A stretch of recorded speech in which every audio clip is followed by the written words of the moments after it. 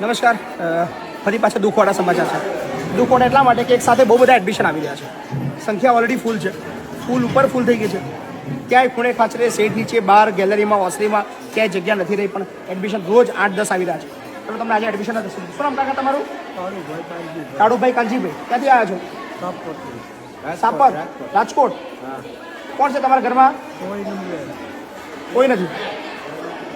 કેટલા દિવસથી નયા નહીં? 10 દિવસથી કાકા નયા નહીં. ધરાઈને જમ્યા કેટલા દિવસથી નહીં? 7-8 દિવસ. વિચારો, 7 દિવસથી જમવાનું બી નહીં મળ્યું. તમે ક્યાંથી આવ્યા? અમદાવાદથી. શું નામ તમારું?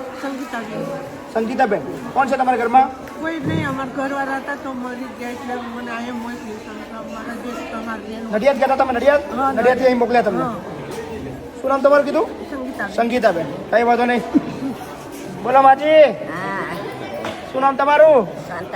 શાંતાબેન. કોના છો? દેગોમના છો? આટલે આગ્યા આવ્યા તમે રેવા? આ છોકરો મોદો થઈ ગયો હતો. અચ્છા. તે હું દેગામ ગઈ મને આને દાખલ કર્યો. એ બધા ખાટલા વાળા મને સજા આલી. કઈ જગ્યાએ જતા રહો? આ બાપુ કાને જાઓ તો તમારે સુખી રાખશે.